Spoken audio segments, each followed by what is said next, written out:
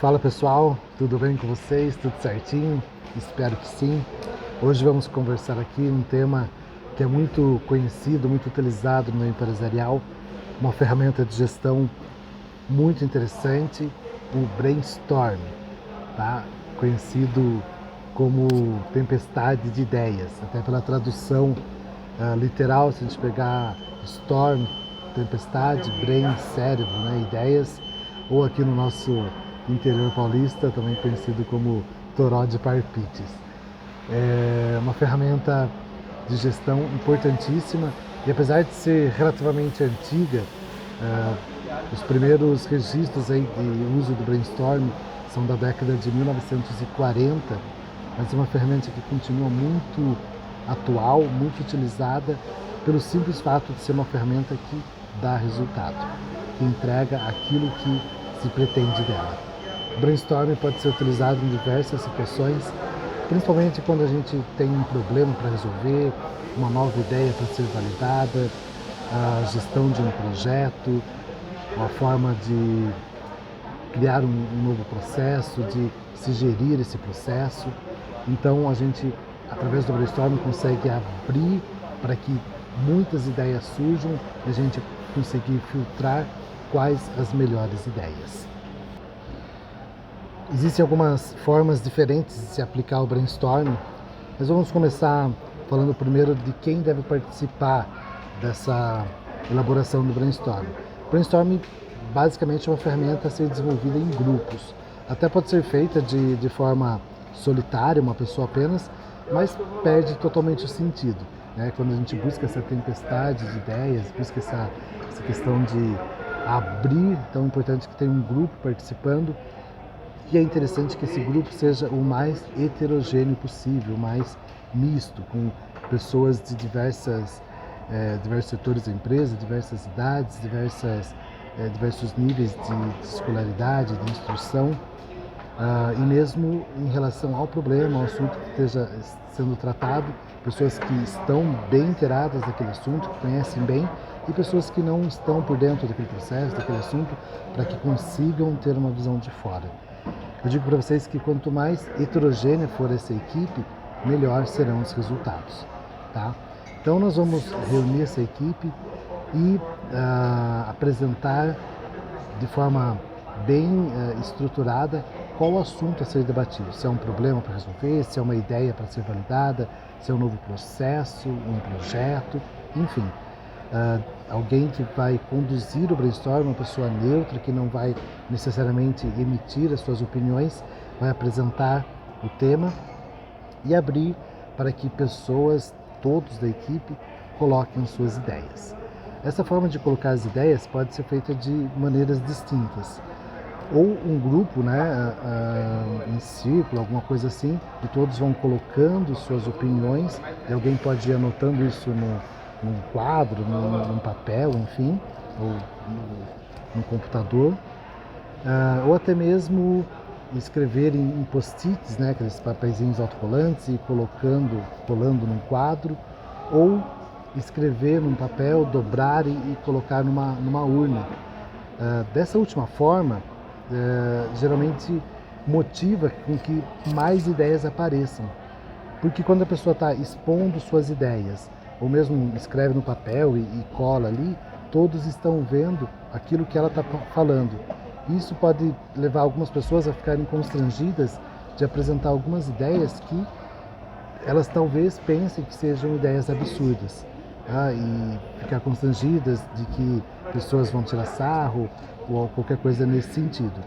Quando a gente faz isso de forma anônima, né, que a gente pode escrever no papelzinho e depositar ali numa urna, ninguém sabe quem deu cada ideia. Então isso facilita o surgimento de mais ideias e, por outro lado também, numa segunda etapa, onde a gente vai pegar todas essas ideias e fazer um filtro, tomando muito cuidado para não desconsiderar nenhuma ideia a princípio. Todas as ideias a princípio são válidas e todas as ideias precisam ser analisadas, tá? Então, nessa parte, quando a gente sabe quem que deu a ideia, fica mais difícil eu desconsiderar a ideia de alguém por algum motivo, né? Tem um diretor da empresa participando ali desse brainstorm. Ah, talvez as pessoas fiquem constrangidas e falem, opa, mas essa ideia que o senhor deu talvez não seja muito aplicável. Né? Quando está no papelzinho anônimo ali, depois todos podem opinar sobre a ideia e se precisar dizer que aquela ideia naquele momento não é aplicável, ninguém vai saber que foi A ou B ou C que apresentou aquela ideia, tá? Então, o primeiro passo do brainstorming é ter uma equipe bem heterogênea, com representantes de setores diferentes, com pessoas mais envolvidas no assunto, pessoas menos envolvidas, pessoas com idades diferentes, qualidades, grau de instrução, setores, tudo mais. Quanto mais heterogênea, a gente tem maior possibilidade de ter ideias diferentes. Tá? Segundo ponto, a elaboração da pergunta que a gente vai colocar para que tenha essas respostas. E aí precisa ter um cuidado pelo seguinte, se a pergunta for muito fechada, as ideias, as respostas serão praticamente as mesmas. A gente não vai dar muita abertura para que surjam as ideias. Por outro lado, se a pergunta for muito aberta, aí podem surgir coisas muito aleatórias, muito distintas, pode perder-se muito o foco da ideia original. Então, tomar um cuidado para que essa pergunta, a forma como seja colocada, não seja nem muito fechada, nem muito aberta. Que encontrar ali um equilíbrio, tá? Vamos recolher as opiniões de todas as pessoas, seja verbalmente, seja escrito anonimamente, como nós mencionamos. Numa segunda etapa, nós vamos filtrar essas ideias. Então, vamos pegar todas elas e daí analisar cada uma, tomando cuidado para não ridicularizar nenhuma ideia, para não dizer que não serve, porque isso desestimula a participação das pessoas em novos brainstorms. Então, toda ideia é válida, mas talvez algumas não sejam aplicáveis ou não aplicáveis neste momento, tá? A gente faz um filtro e seleciona as principais ideias. Dependendo do tamanho da equipe que está se movendo esse brainstorm, ou dependendo do tamanho, da quantidade de ideias que sejam selecionadas, porque na primeira etapa não precisa uma ideia por pessoa, cada um pode apresentar N ideias. Tá? Então a gente vai para a segunda etapa, faz um filtro, e dependendo da quantidade de ideias que a gente traz para a segunda etapa, a gente pode realizar uma terceira etapa, uma quarta, cada vez mais filtrando essas ideias, até que a gente chegue no número que seja possível se trabalhar com eles. E aí a gente vai, através dessas ideias, colocar em ação. Tá? E aí entra um segundo tema que a gente vai tratar no próximo vídeo, que é o 5W2H. Importante para a gente finalizar o brainstorm. Todas as ideias são importantes, todas devem ser valorizadas, todas devem ser analisadas. Nenhuma ideia deve ser descartada já no primeiro momento. Todas devem ser analisadas e aquelas que não forem aplicáveis, elas podem sim ser guardadas. Talvez no momento que a empresa está vivendo, no momento do mercado, no cenário, aquela ideia não seja aplicável. Talvez num outro momento sim, ou talvez num outro projeto, num outro produto, num outro processo, para algum outro problema ou até mesmo em algum outro setor da empresa. Como o celular está balançando aqui. Então, valorizar todas as ideias é uma forma de motivar as pessoas em participação de novos brainstorms a darem a sua contribuição. Essa é uma ferramenta muito interessante porque motiva a equipe. Mostra para cada colaborador que esteja participando do brainstorm que ele é uma peça importante da empresa, que a empresa dá ouvidos a ele, que aquilo que ele pensa pode ser colocado em prática pela empresa.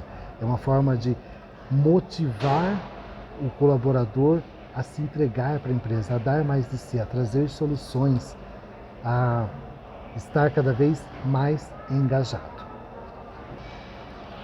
Por fim, quando o brainstorm realmente, as ideias, soluções retiradas do brainstorm forem colocadas em prática, é importante que dê-se o crédito, que mostre que aquela solução que está sendo aplicada, ou aquela nova forma de se gerenciar um projeto, de criar um projeto, enfim, aquilo está sendo aplicado após a aplicação do brainstorm. Aquilo que está sendo aplicado é fruto de uma ideia coletiva, tá? Sem individualizar, foi a ideia que fulano deu no brainstorm, não, mas a ideia é da equipe. Esse é o ponto-chave, tá? Fazer com que a equipe tenha valor. E o brainstorm coloca em ação aquela ideia de que uma cabeça pensa mais, aliás, duas cabeças pensam mais do que uma. O que dirá 3, 4, 10, 20 cabeças pensando. Juntos somos mais fortes. O brainstorm vem muito nesse sentido. Próximo vídeo vamos tratar de 5W2H, que é uma ferramenta complementar ao brainstorm. Até mais!